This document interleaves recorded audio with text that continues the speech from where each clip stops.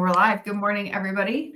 This morning, Dr. Nelson and Dr. Kiltz are on flights, but I'm here with Jonathan Griffiths, Carnivore Muscle, and I'm so excited that you're here today with us, Jonathan.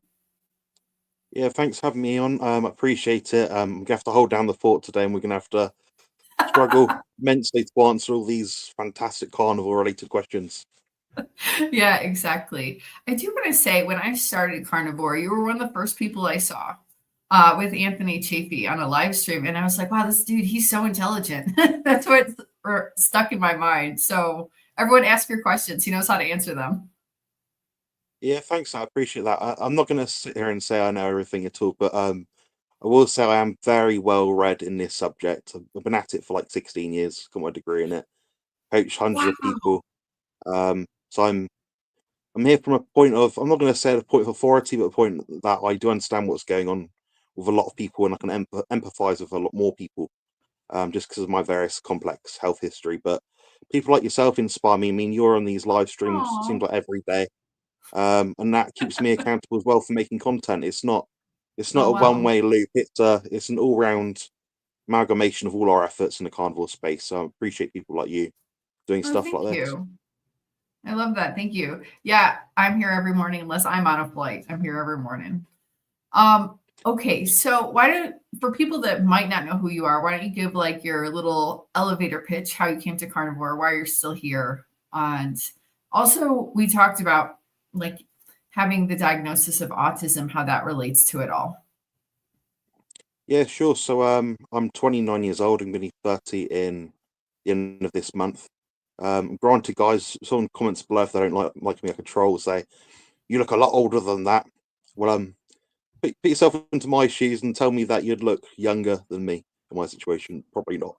Um, Basically, my backstory is, like I said, I'm 29 years old, nearly 30.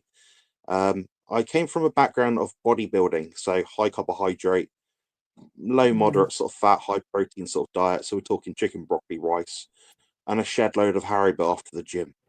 So at one point, I was eating something like 1,000 grams of carbohydrates per day, every single day for about 9 months straight. And where did that land me? Not in a good state. My digestion was crap. Felt sick. Had GERD. Got cardiovascular hiatus hernia. So basically, like a lump in my throat, which will always be there. It's about 3 centimeters in diameter. What else? So that's the digestion side of it. I got nailed from the Western diet doing that. But I was always into Mhm. bodybuilding and health related stuff. Like, it always fascinated me. It wasn't so much like the pull birds down the gym. It's more like I like seeing this progression, like seeing yourself in the mirror, thinking, "Oh yeah, I look a bit better today. Or not so good today. Don't look in the mirror. Oh God." Um, so I've had a bit of a flip flopping in terms of like I say self esteem, self belief in what I can achieve. But yeah, anyway, touching more on like my backstory. So essentially, I had an injury when I was, I'd say, 13 years old, and I was playing rugby against adults illegally in Italy. So that was authorized by my head of year at the time. It was an absolute negligent fill in the blanks. Mhm. Basically, he's landed me in a situation now where I have the most painful disease known to man, and I live with it every single day. And that is called complex regional pain syndrome. So what I'm going to say here is I have experienced enormous benefits from the carnivore diet. I mean, I'm sat here right now, medicated off my mind, just so I can be upright, yet I can still form coherent sentences. That's whilst also having autism, chronic fatigue syndrome, spine disease, CRPS, which I've just mentioned. So it's a massive amalgamation, overlap of different symptoms which I experience. Some of them are sensory. I mean, I'm always boiling hot, and that seems to cause me a lot of pain flares. So right next to me here, I've Oh, got a wow. fan. I've got an aircon which is turned off apparently, so you guys can hear me a bit better. But usually that's set to about 16 degrees Celsius, which is as cold as I can make the room. In terms of autism, though, I mean, this is the topic which is close to my heart, and it's not something which is spoken much about in the carnivore space. I tried to make videos sort of encouraging people to sort of try it at least, and it's a hard minority to reach. It is a really tricky minority to reach because many people with autism perhaps don't have the accessibility to watch streams like this. Maybe they're auditory learners, maybe they practical learners, maybe they're kinesthetic learners. They've got different ways to understand things. So what I try to do with my platform on YouTube, which is Carnivore Muscle, is try to make resources and information available to everyone, because I think that's important. Because otherwise, we just have the same old stories.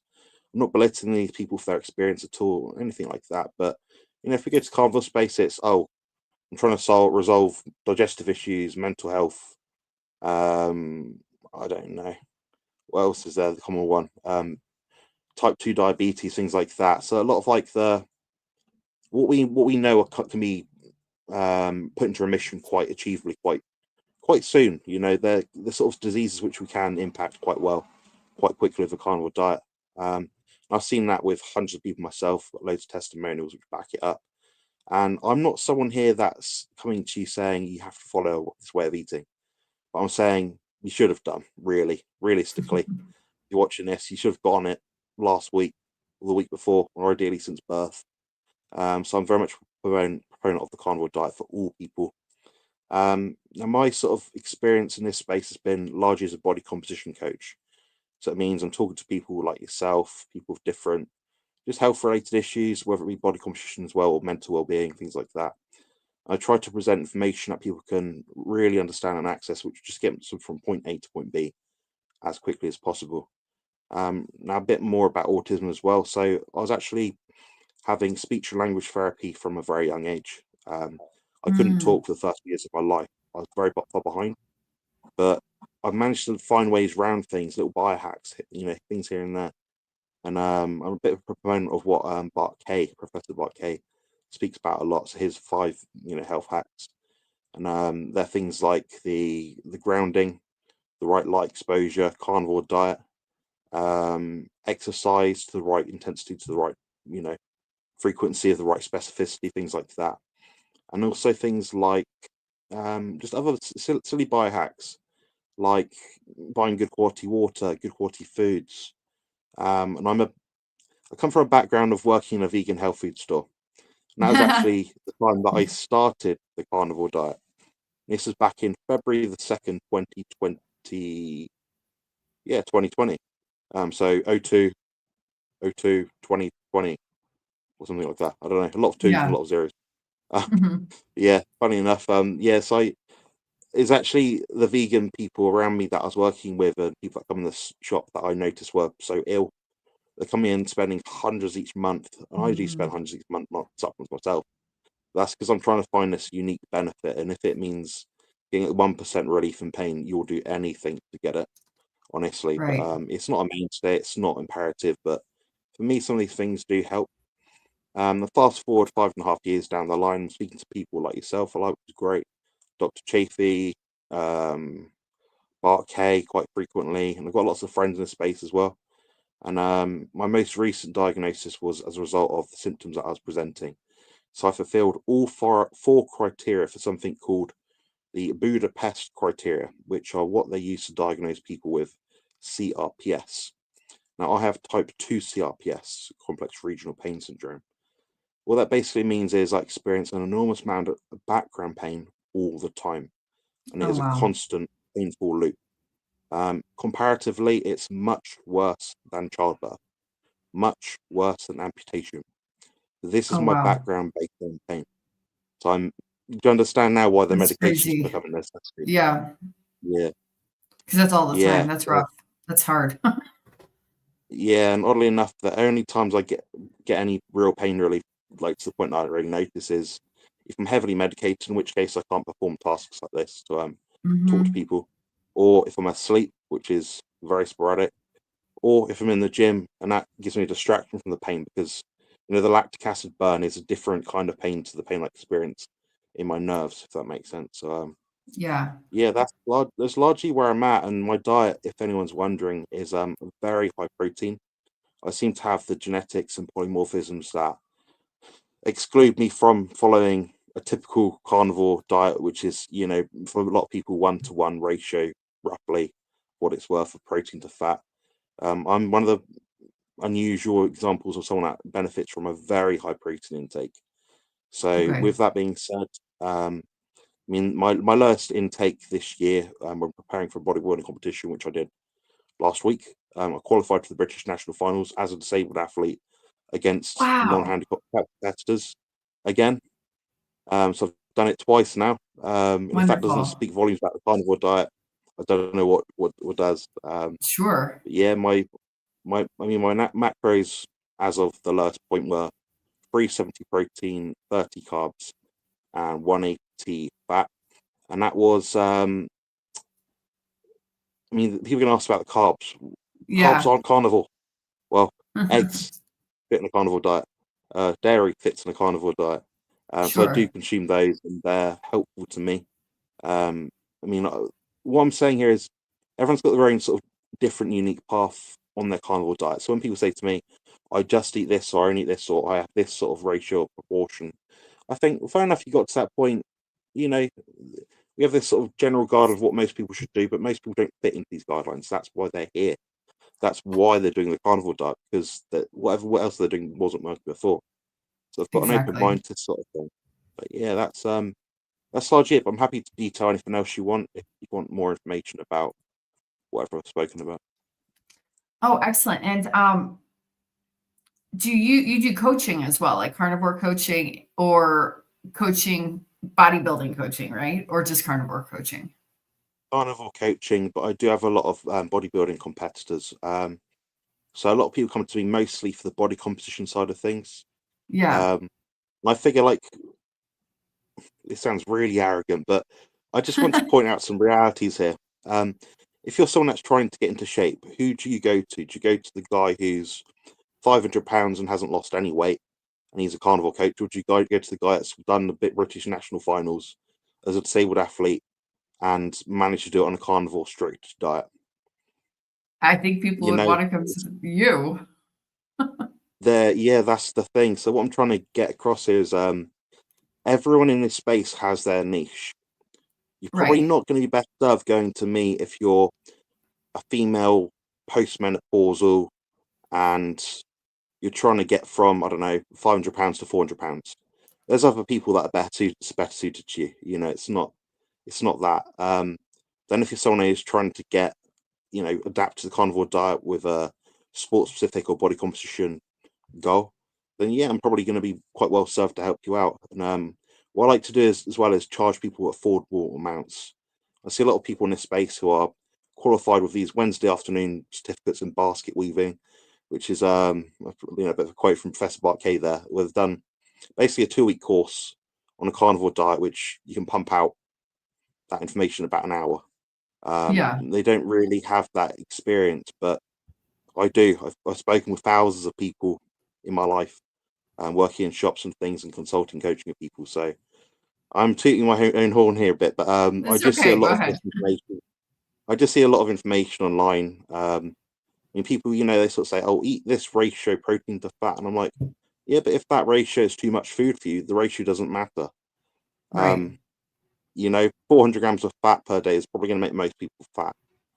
So, it's Yeah. all context specific.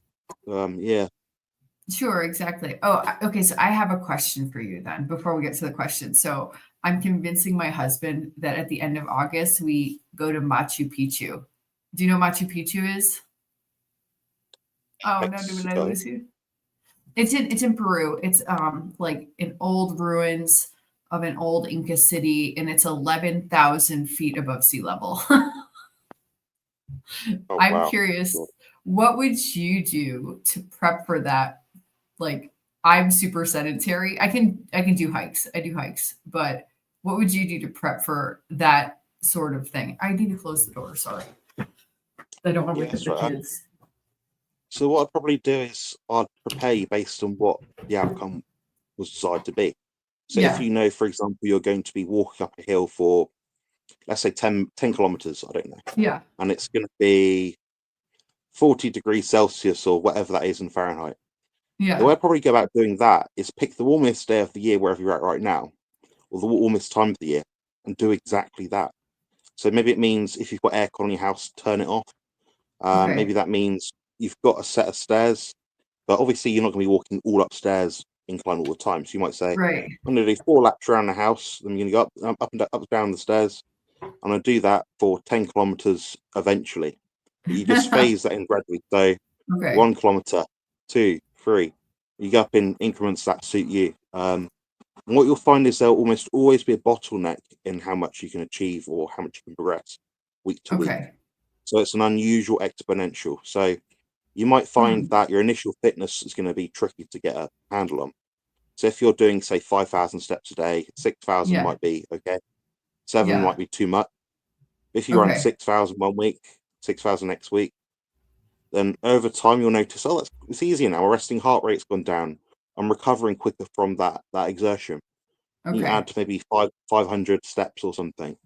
So Okay. it'd be very much that way if you're taking it seriously. But um, other things you can do as well is I don't suggest doing this in a way to like lose body fat or weight, but add some weights to your body so you might adapt a bit quicker.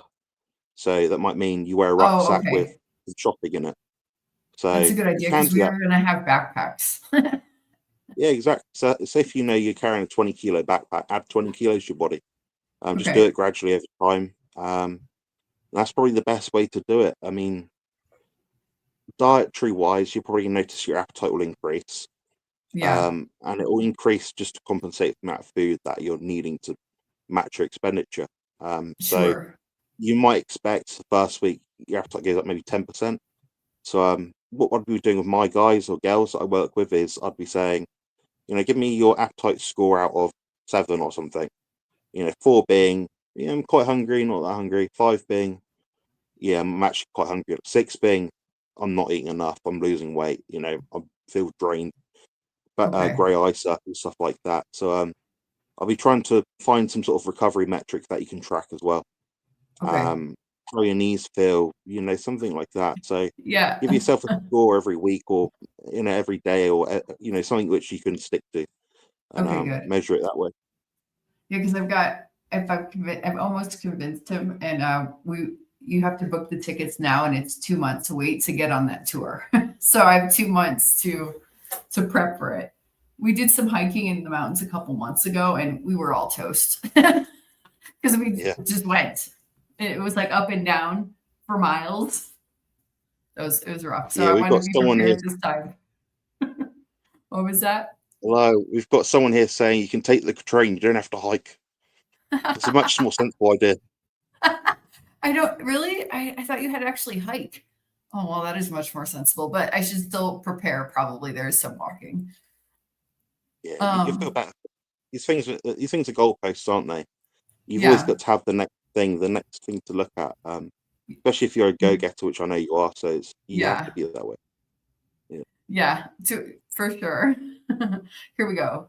Let's do this one. Elkie, what are your thoughts? Heard women should work out differently than men. Um, men and male and female workout should be the same in that the adaptive response as a human being, our biology, should match what we're trying to achieve long term. So what that means is if we're going to the gym and our goal is to gain muscle, what do we know? What are the key principles? Okay, we're gonna have to lift weights, resistance training. And a lot of people go wrong and they start thinking, oh, I want to tone up. Then they do like half an hour of cardio every day and they lose some weight initially, but they can't keep up with that output. The recovery will Mm, eventually go down and they're not finding a way to incrementally challenge their body.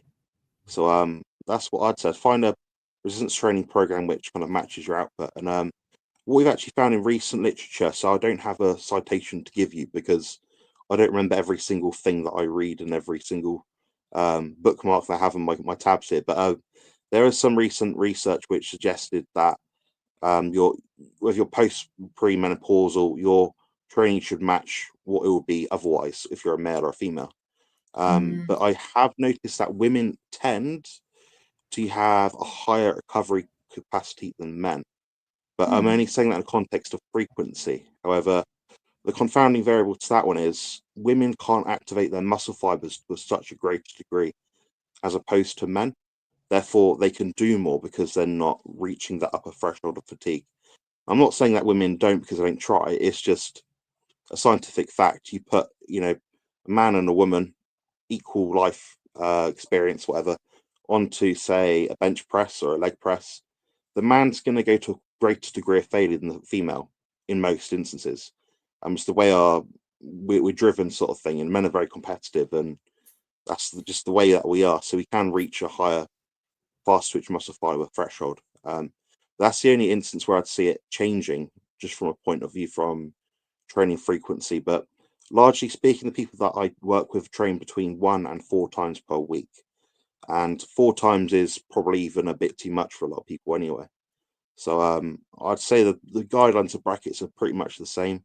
Where it might change, however, is just if the goal is to become very curvaceous and bodacious, then in which case, yeah, your training is going to match that. So you're going to be doing more, maybe thigh work, maybe something more for your shoulders if you're female, to bring out that, that figure of 8 silhouette. But that's the only real instance where the goals might be different, therefore the training might be different. Yeah, that makes sense. She had a follow-up question. You might have touched upon this.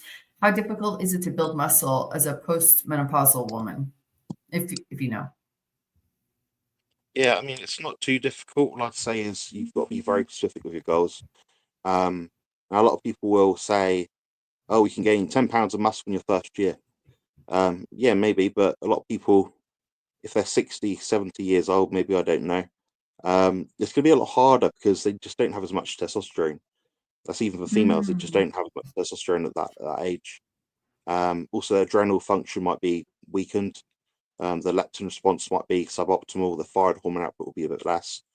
And if we've not got sufficient thyroid levels, which is quite common nowadays, it's a bit harder to build muscle, because what we know is thyroid hormone T3 is basically an uncoupler. You have to uncouple energy to create stuff for your body to do stuff with. So to make more resource on your body in the form of muscle tissue, you're going to have a higher thyroid output to match that, just to make sure that the protein synthesis levels in your body and your muscles is therefore a bit higher. So I think a carnivore diet would only help that situation, because your thyroid levels might on paper appear lower, but it doesn't mean that you're actually suboptimal. It just means that you don't need as much of the downstream cascade of antioxidant effects that you get from a higher thyroid output level. And also, as well, I believe your cells become more sensitive to thyroid hormone when you've got less carbohydrate and fluff and anti-nutrients coming in, basically.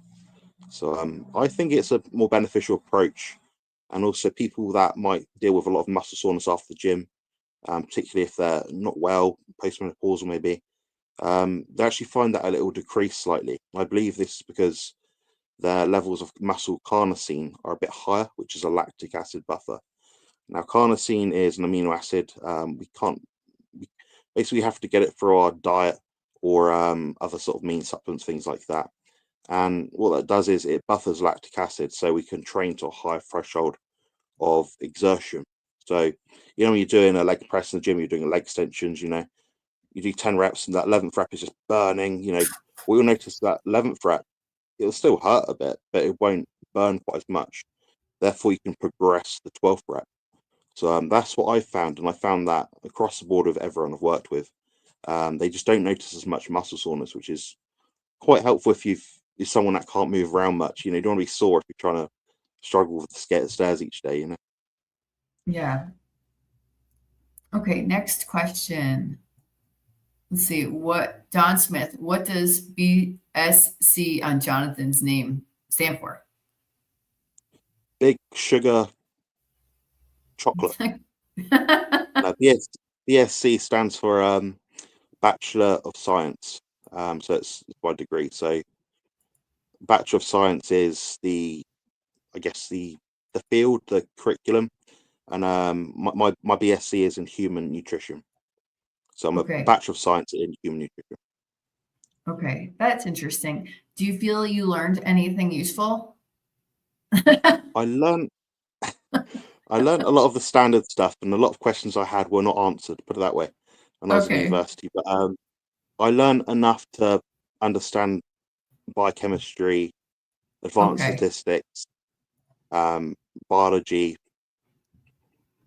research skills, things like that. I think the biggest benefit I can say, like looking back in time, that I use right now is research skills. So can I look at a study, look at information online and work out, is that useful or not? So it means it's actually refined my approach to learning. So I don't have to spend a long time reading through useless junk.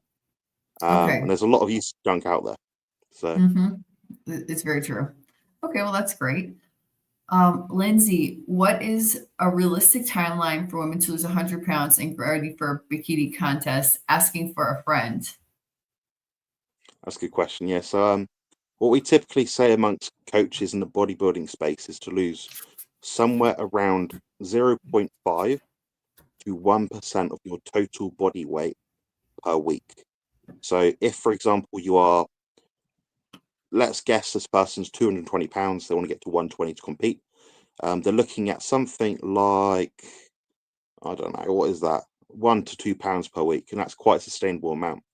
However, what I will say is if you're doing 100-pound total fat loss, I would personally rather see someone split that fat loss into multiple phases, just so they don't get burnt out.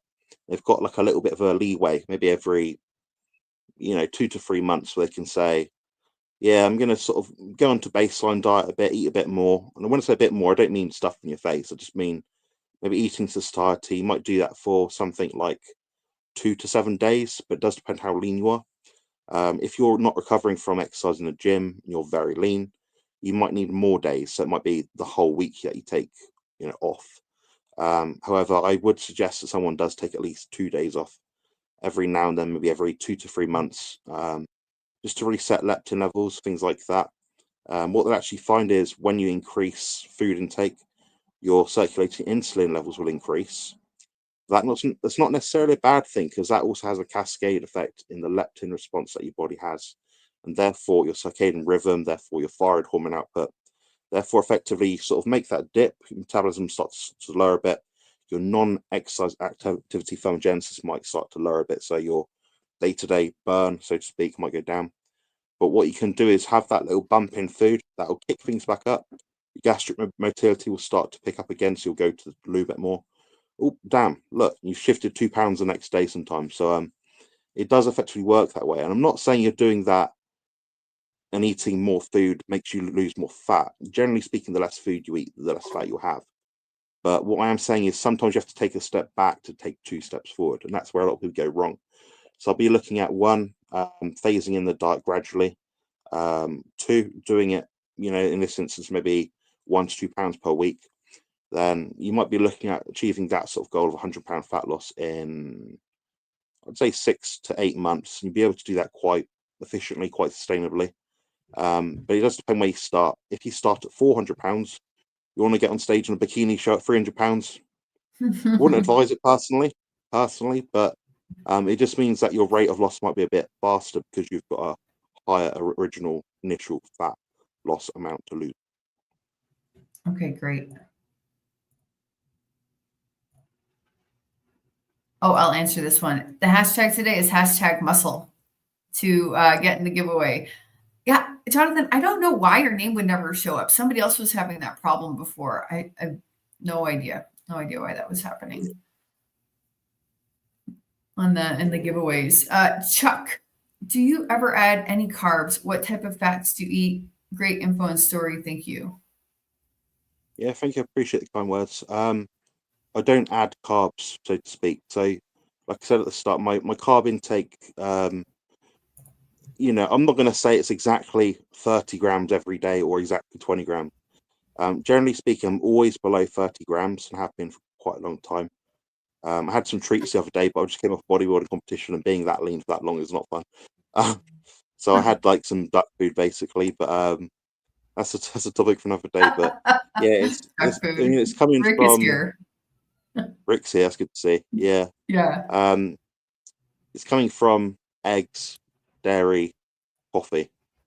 When I say coffee, I'm probably like a lot of people. I'll have like 1 cup of coffee a day for a week. Then I'll not have any for 3 weeks. Then the next week I might have 3 cups, but I don't. It's something I just have here and there. It's not a mainstay of my diet really. But yeah, other than that, I'm 99.9% adherent to my diet. I have to be strict because my body pays me back big time if I'm not. So it's an easy Yeah, choice for me. But it makes they sense. said fat sources as well. Oh yeah, My fat preferred sources. fat source is, well, if I add fat, it's usually butter. however, I do add like tallow sometimes. I get a lot of fat from things like eggs, lamb. I eat a lot of fish. I eat salmon or mackerel every single day, so I get a lot through that as well. So just a mixed source of fat, but I do prefer butter pasta just for taste profile, and it has something called butyric acid in it, which is actually really helpful for gut lining. And it has the highest concentration of it. Butter, butyric acid. The words kind of make sense. And there's some hard science on that for improving symptoms of leaky gut, reinforcing the endothelial layers of the body's tissues, like especially in the gut lining, reducing inflammation. So yeah, over it's a win-win for me in terms of butter, but some people don't tolerate it, obviously, so they might do ghee, or if they can't tolerate that, they'll do tallow pretty much. Okay. Here we go. CB Carmack. I'm actually a member on Jonathan's channel. He's got great content. Carnivore Muscle YouTube channel. You put your link here. So everybody sign up. Sign up. Go subscribe. Don't leave it in the chat, but subscribe. Cheers, CB, appreciate that. Yeah, there's a lot of content on there and under the member section. I mean, there's you think any video you can make on a carnivore diet, I've made it probably. Is that? Oh wow. Yeah, I've got over 800 at this point. So a lot of the time now, it's not about making content. It's about, okay, I've made that video. Here's a link to it sometimes. So That makes sense. And you have the original carnivore spaghetti. The original that's carnivore it. spaghetti video. Oh yeah, I remember that. that's a good one. That one. Yeah. Chris, any high level tips for improving recovery from partial tear to rotator cuff? 3 of 4 muscles in my case. We'll find out recommendation from orthodoc this morning, 50-year-old male. That's a good question. Yeah, so I'd work firstly within your safe limits. So I wouldn't try to make movement if it doesn't work. If that makes sense. So if you're doing these rotations and things and you're getting sore, don't do it. If it's just a little bit of soreness, just a bit of background, also a bit tender, a bit of extra blood flow can be helpful. With those sort of things, you don't want to go beyond your range of motion that your body is telling you to do. So don't try and hold stretches because you think it's going to give you more blood flow. If that stretch is giving you pain, and if it's giving you like a lockout kind of feeling, depending on the range of motion in the shoulder as well. I'd emphasize lots of heat where possible. Minimize use of any painkillers, particularly anti-inflammatory medications, things like that. It's not medical advice, but generally we know if we try to dampen the body's natural inflammatory response, it won't recover as well as if we hadn't done it and just left it on its own. I'd also emphasize things like red light therapy, maybe getting a good amount of sunlight as well. That will help. Carnivore diet, grounding as well as much possible, as long as possible. So basically just reducing the actual potential inflammatory burden that you might place in the body as a result of having the injury. In terms of exercise interventions, I'd do something very methodical and strategic. So if, for example, you've got a 20% range of motion from day one, you might look at like a 6 to 8 week span, say, oh, next week I'm going to get 25, so on and so forth. I'd avoid adding weight to these sort of things, but if it's feasible, I'd try and add something like a band. So you might have a band at about shoulder level, you might have your shoulder here. Then if your body allows it I don't know what the person's injury is exactly like, so I don't want to give blanket statements, but if you just do that sort of rotation, just really slowly, 5 to 10 seconds in each direction, that will help improve blood flow, retain strength in the movement. And if you're absolutely set on doing some shoulder training still, find something with a neutral grip, perhaps that just minimizes that strain on the deltoid, which will impact all the tendons and ligaments underneath in the shoulder girdle. I'd also emphasize things like bracing. So that means if you're doing, for example, a row, make sure you've got a chest supported row. Therefore, it takes that emphasis out of your mind where you might be lacking concentration. So if you can isolate something a bit more thoroughly without having to think, oh, I've got to stabilize my lower back and my upper body and this, that, and the other, then yeah, it's going to be a good idea. There's less to worry about. Therefore, you can isolate the shoulder joint or the back muscles a bit better. But that's what I personally do. Okay. Next question. Let's see, we got a bunch of questions here. Josephine, what is your go-to meal to get the most benefit in a day? Most days, I only do one meal. Okay, so your meals should be based on your appetite and what you're trying to achieve and how you feel best. Um, for me personally, the amount of food I require is very high, so therefore I eat more meals. I eat 4 meals per day. I Mm. can do three, but I just find that doesn't quite sit as well. I tend to feel a bit heavy, too much. Obviously, my output expenditure is quite high at the moment, relatively speaking, for me. So, at the moment, I'm eating more food. Now, one day I won't be able to do bodybuilding, in which case, yeah, my food intake will go down. Therefore, my meal frequency will also go down.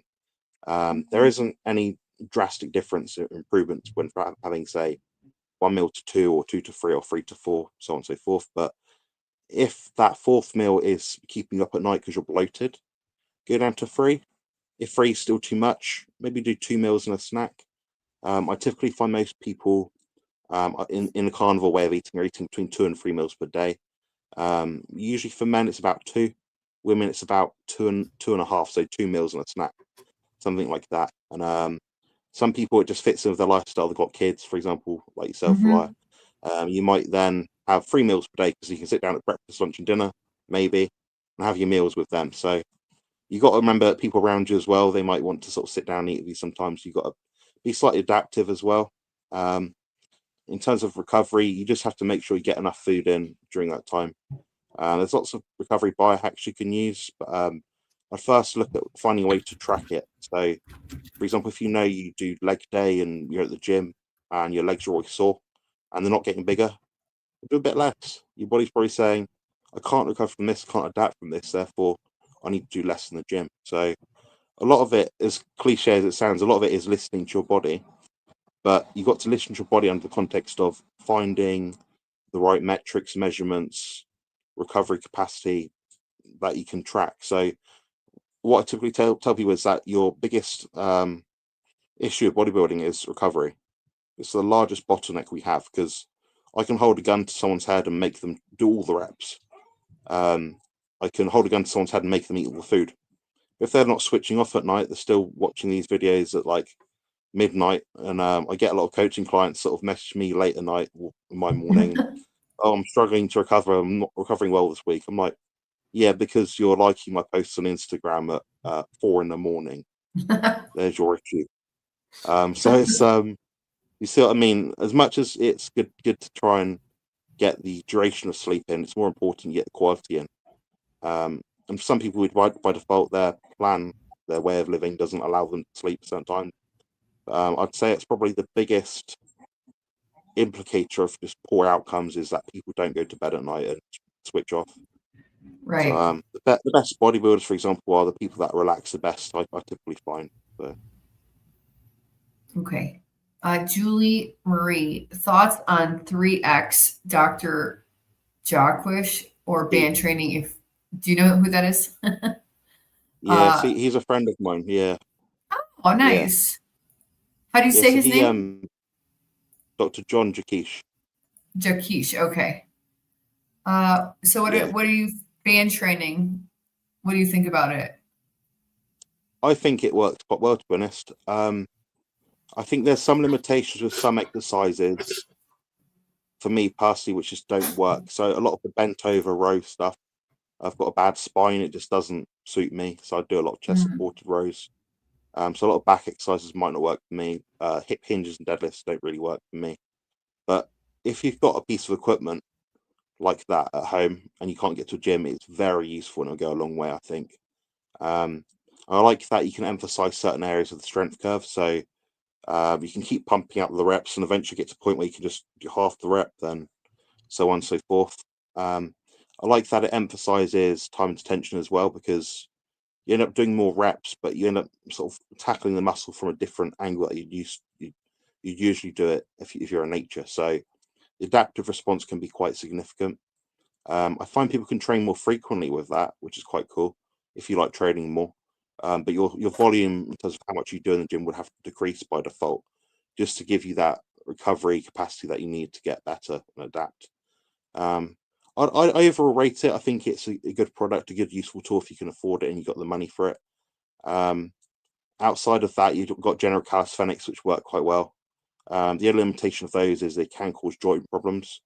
So if you're doing a movement where, for example, say you've got dodgy knees, you're doing a body weight squat, and every time you do the bottom of it, your knees just get sore. You might have to adapt the movement or the range of motion, that kind of sense. But it's quite context specific. But like I said, I do rate it. I do think it's a good product. I have it. Would I use it right now? Not quite at the moment, just because I don't really want to get out when it's raining all the time over here. But if I had a workout to do one day in the sun, in the garden, I don't want to go to the gym. Yeah, I'd do that quite handedly, and that's what I was doing over the lockdown periods during the era, if you know what I mean. And I found that I retained all my muscle doing it, so it worked. Great. Here, we'll do this one next. J Bud, my diet is 95+% beef and eggs, still getting cramps in the middle of the night. Recently started electrolytes and gradually taking my caffeine intake to 0. Caffeine can block magnesium absorption. And then any tips Caffeine, appreciated. yeah. So what you'll find is that I'm guessing. Does he mean caffeine or coffee? I'm guessing he just means caffeine tablets or something. Yeah, I think so. Yeah, because that would nuance the answer quite a bit. So what you find with coffee is it does have an amount of magnesium in it, and a small amount of potassium, and a small amount of vitamin B3. How much you can absorb, I couldn't say. What we know is things like that do increase stress hormones, which do deplete us of B vitamins eventually. And if he's taking it in for the form of coffee, then there could be some anti-nutrients in there which are blocking some of the absorption of some of the vitamins and minerals. If it's just a caffeine tablet, probably not the worst thing, but you will find that you require a bit more B vitamins. But then some people are fast excretors of caffeine because of different enzymatic reactions related to their genetics. Therefore, they might not find a negative impact from having, a caffeine tablet each day. What I'd suggest this person looks at is increasing calcium intake. There's a lot of people out there try to do the purest approach of just lion diet or just beef and eggs. The reality is, basically, no one actually really follows that other than a handful of people in the carnivore space long term. Not many people follow the lion diet, and it's overstated. It is a useful tool, but not many people actually do it long term. That kind of tells me you don't need to do it to get all the results, because obviously people still happy screaming at the top of the hill saying carnivore's great. What I'd say to this person is that calcium actually has a significant role in insulin signaling. Now, if we don't have enough calcium, we have certain pastoral genetics, which I believe makes up something like 25% of the white population. They do actually have a higher requirement for calcium intake.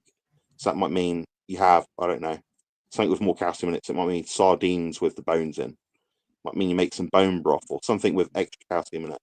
And if you don't want to go that route, you can just try a calcium citrate tablet.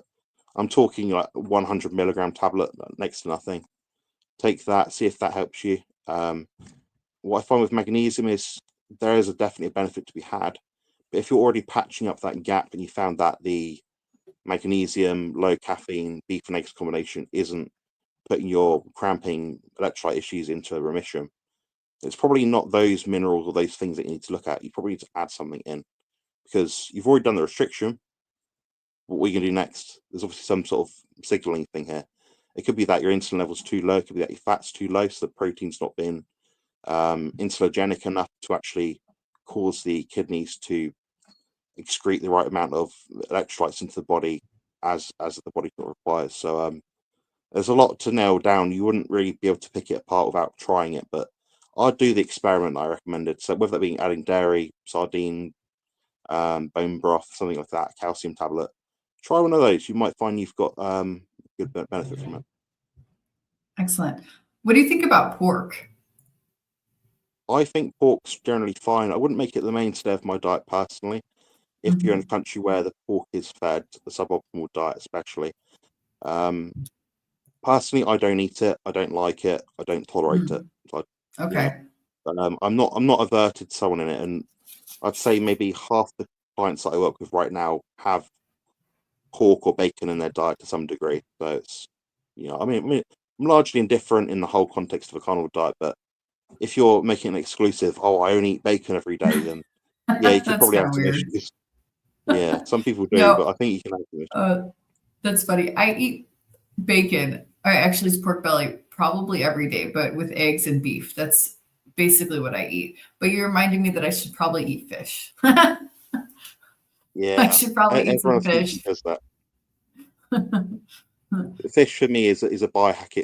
Is for me as an individual, it's very high up there. There's lots of Mm, hard data on people that have a higher omega-3 intake with autism. Some of my yeah. symptoms are inflammatory disorders and issues and pain disorders. The more omega-3 I take in, up to a point, the better I feel. So it's in a way, in a sense, it does replace a lot of supplements for me. Okay. Okay. Makes sense. Let's see. Cookie Carter, my son is 14 on low carb, meat, fat, veg, and getting taller, but wants to get bigger instead. What are your thoughts? He's 5'4". Bigger, I'm guessing. He's Like 14. Oh, it's maybe. pretty good height for 14. Yeah, if he wants to fill out, I'm personally quite. I don't have to put this in the right sense. I'm quite careful when advising, suggesting things to young people, just because he might be all right and he might fill out over time. You don't know what your hormone's going to do. So when I was a child, I've been skinny, fat, skinny, fat. I've been all these things. Where you land eventually is the most important thing for the majority of your life. So I'd encourage just healthy eating patterns first. But if I was absolutely set on gaining weight, as a 14-year-old lad, wanted to gain some weight for athletic purposes or to attract some birds at the gym, I don't know.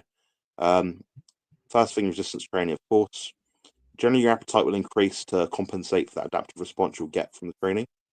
Um, I'd eat more things like ground beef, add cheese to it, add eggs, make like a big scramble. You can put it in your Tupperware box to take to school with your college eventually down the line. Just spoon it out. Things that are easy to grab, things that are easy to sort of put together, that are somewhat pre-digested in the sense, is probably quite good. So, the ground food, the omelette, scrambled stuff, um, adding fat to it as well. Eating your first meal earlier in the day and eating your last meal later in the day give you a greater window of time to eat. Probably good as well. That's also again with context of not interrupting sleep patterns because at that age your hormones are more of a bigger implicator of weight gain and body composition in a lot of senses than how much you can eat. Because what we see of like babies, even you give a baby that much food and it grows that much with that much food, it's like it doesn't make sense. But it's a hormone thing at that age, I think, largely. So eating enough food to support your output, but also not getting overzealous sometimes, I think is also important. Okay. Andy, Jonathan, my sister has CRPS. I watched what this does to people. I'm absolutely blown away by what you've been able to do. How are you still training willpower alone? It's willpower alone and part of my autistic nature to absolutely thrive and pee people off as much as possible. Um, I absolutely want to maximize how indifferent I can be and succeed despite my challenges. The reason why I say it is not so much myself. Yeah, I'm a man. We want to be competitive. We want to beat people at things and show people what we're made of. But I don't want to see another poor Jonathan, like a baby version of me, one day down the line in Mm, my situation, who doesn't have access to this information. So I make it my absolute job, role, and responsibility to advocate as much for people with pain disorders, carnivore diet, for autism, neurodivergence, things like that. And I'm very headstrong about that. It's something which needs to be covered a lot more. And the way I do it basically is for a very careful training plan. So I'd look at my YouTube videos. How I train is all documented on there for most exercises you can imagine. And what you'll see is I train with a lot of control, a lot of precision. I don't take things to chance at all. I'm grateful that I can still train. I'm currently waiting for an MRI, which will reveal how much they botched my spine surgery up. So I've got basically loose metalware in the back of my spine right now, and if I'm not careful, so if I trip, say, in front of a road and a bus knocks me, I could be dead instantly, where someone else might, just be a bit bruised up. So I've got to be very careful with day-to-day stuff. So nowadays I walk around with a stick. I did a bodybuilding competition on Sunday last week, and I graduated to do the British finals. And you'll see me on stage, you think, oh yeah, he's all right. What they don't see is backstage how much biohacks I had to do just to stand up there. When I was posing, I could not feel my feet. My legs were shaking the entire Oh, time. wow. And I was struggling to breathe. Sensory overload, the light. Unfortunately, can't bring all these sort of biohacks on stage with you, so that the blue blocking things, the breathing mask apparatus. But what I spend a lot of my time doing now is something called anchoring, which is something that I learned from one of my clients actually. Shout out to Helen. Um, Basically, what it is I imagine a number and I imagine a color. Then when I'm doing that, I just close my eyes, almost like hypnotize myself. Then I imagine that I'm looking at that color and that number. I'm just picturing it back and forth, back and forth, back and forth. And these are usually like happy places. Everyone says, go to a happy place. So that's basically where I go. And I spend a lot of my time deep breathing. So what I'll do sometimes is I've got a projector in front of me. I'll put my fan on next to me or the aircon. So I've got that rushing sound. Then I imagine that I'm on a cruise ship. So I'll play something from a projector, maybe like the sea. I'll have video up of like the front of a cruise ship, like a YouTube video loop 2 hour thing. I'll just sit there and stare at that. And I find things like that help me calm down a lot. Other things are I use a lot of biohacks, a lot of supplements. I use peptides as well, which is an emerging sort of science in the carnivore community, which will be it's kind of frowned upon a little bit because everyone sort of says eat meat, fat, and salt, and you'll be all right. It's apparently not. There's certain subset of people that won't. They have to do more. So a lot of my expenses nowadays go on to biohacks, supplement therapies, and things like that. Red light therapy, all the sort of stuff. I try to keep clean air as well, so I do live by example. Maybe other people find the same, and it might be you don't do anything that I do, and you have all the benefit. So I'm not here trying to sell stuff to people, but Mhm. look around things. There might be something you can implement that I do, which will help you tremendously. So Great. Let's see. We did that question. So JJ Lydyard. My sister is concerned of her omega-3 to 6 ratio of 25 to 1. Does a high ratio cause issues? What can she do to fix this? perfect question. So this morning, just before this, actually, I finished scripting 2 YouTube videos exactly about this. Mm. So I've done a bit of extra research. What I found is there's no exact amount in the literature which says this is perfect for everyone. The same way a certain level of blood ketones isn't perfect for everyone.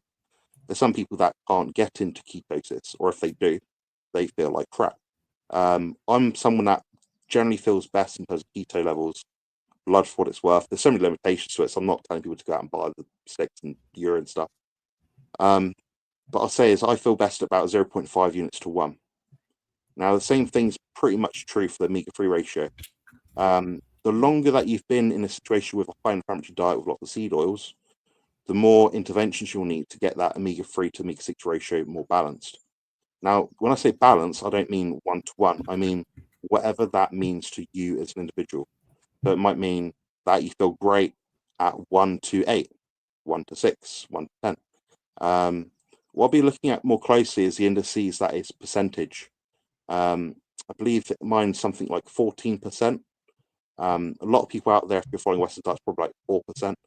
But what we can find from some people, some literature out there is something like above 10% is a good value to have for a lot of people and tends to have the best associated improvements in subjective health measures and symptoms.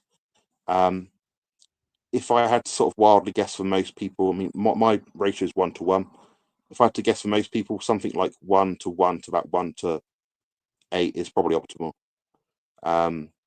Then it depends how well your mitochondria are working. If you've got great mitochondria, then that element of a 1 to 1 ratio is probably less important. If you're someone like me, he has to use different medications, you have to be a bit more with it. Having a more of a closer amount to 1 to 1 is a bit better. So that's what I personally do. But I'd be chasing the subjective feeling of how your joints are and inflammatory levels, memory, cognition, things like that, over a number, if that makes sense. But a number is also a way to track your progress. So use a bit of both, but ultimately it's how you feel, I think. Okay, cool. This is from Eleni. How do you eat your fat meat, rare, raw, or more cooked? That's a good question. So I just chuck it in the air fryer and it just comes out, and I eat it as it comes out. So sometimes it might be a thick cut Love of meat that. and it'll be dead raw. Sometimes it'll be fully cooked. So I don't like to stress too much about it. What I tend to find is the food source itself matters more to my digestive level or like capacity or efficiency, as opposed to how much I cook it. For me, chicken doesn't digest quite as well as beef, and beef doesn't not quite digest as well as salmon or mackerel or fish. So that's partly due to the collagen levels within it, and also the way it's processed as well. So a lot of the meat I eat is ground beef in the form of burger patties. So that's already pre-digested in a sense, processed to some degree. Salmon is higher in collagen type 2 as opposed to collagen type 1 and 3. Therefore, it can digest a little bit quicker. And again, the omega-3 sort of content within it will benefit the endothelial lining of the gut as well. So it can reduce leaky gut symptoms as well, especially the DHA content. So yeah, that's kind of my rationale behind it. There'll be people out there that digest foods which are lower in histamine or slow cooked, which will be higher in histamine, but because it's softer, it's easy to sort of masticate, maybe stuff like that. So there's no sort of like raw's better or cooks better or this cooking that. It's you find a way which works for you in your sort of time. If it means the only way you can follow a carnivore diet is chucking everything in a slow cooker and just taking out meal by meal because you're so busy and you've got children or something, that's what you have to do. So I'm not dogmatic, but I think a lot of it is overstated personally. Okay. I like it closer to raw, the red meat, but everything else is well cooked. Yeah, I get you. Yeah. Let's see. We've got only like a few minutes left, so we'll just take this last question here. Lindsay, can a woman 5'7" be fit muscular at 180, or should I set a lower goal? I started at 272 and I'm now 246 this morning, in about 2 months, strict carnivore and still losing. Good question, but I need a lot more context. How heavily muscled are you, and how tall are you? If you're 5 foot and you weigh, She's 5'7", is your height so kind of 7? Okay, tallish. 5'7", kind of tall. Yeah, I mean, unless you're very heavily muscled, I think 180 is a bit high. Personally, that's not to say that you're overweight or you're going to experience bad health outcomes because of it. I weigh 225 pounds roughly right now as I sit here. Is my health perfect? No. Is my health better at 200 pounds? No. So it's a moving scale. So you might find maybe summer months you weigh a bit less, winter months you weigh a bit more. But you have that buffer where you can weigh a bit more because your output might be higher. Therefore, your mitochondria is working more efficiently because of it. So it's an impossible one to answer. But generally speaking, if I had to say what's going to lead to the best health outcomes for most people, it's going to be someone that has enough strength to do their daily tasks, activities, fitness level, things like that. Just enough, not too much, just enough to get the day done without injuring themselves. I'd probably err on the side of being slightly lighter than slightly heavier, personally. Okay, good. There was one more question. I want to answer this one. Hi, Alia. Could you run through the key benefits of Dr. Kilt's health coaching course if it's not certified? What are we able to utilize it for? Keen to know more. I can send you. So basically, you're going to go through several of Dr. Kiltz's books and really work out how you would apply them as a coach. You will be certified at the end. There's going to be 13 weeks of training with Dr. Nelson. I think the more knowledge you have, the more you're able to control yourself and other people and help other people. And that's what you're going to get out of it. Like if you don't want to go be a coach, you don't have to be, but you're still going to learn. I hope that answers your question. If not, please feel free to email me and we can go over it more. And then let's see what else is there. Oh man, there's so many more questions here, but I got to get the kids ready for school because it's I'm early looking at for a load me. of them as well. Yeah. Yeah, apologies to anyone we haven't had the opportunity to answer these to. Yeah, I'm I'm always aware of sorry. these live streams; they can easily go over and stuff. But I've tried to give you guys solid answers with as many as I can as quickly as possible. So I've done my best here. But Alaya here is streaming from my stream and probably Dr. Thank Kiltz on her you. own stream here. So we're getting We're getting a lot of questions through. So it's not just you see your name on the thing and you think, oh, that you ignore my question. It's not it. There's hundreds of people. So yeah, exactly. There's tons of people, tons of questions. But thank you so much, everybody, for being here. Jonathan, thank you so much. Like I said at the beginning, very intelligent, great answers. You know your stuff. And I think a lot of people learned this morning. I for sure did. Oh, we got to do the giveaway. You guys need to do #muscle. You're getting a Kiltz's Keto is Carnivore book. Here we go. You're getting this book right here. Let's see. Oh, I'm not invite. Now I'm all discombobulated. Let's see here. Just so you guys know as well, I've got a carnivore book out at the moment, Carnivore Optimized. You'll find it in my YouTube channel description. Great. Go get it, everybody. All right, here we go. Giveaway time. I need to get like music. Drum roll.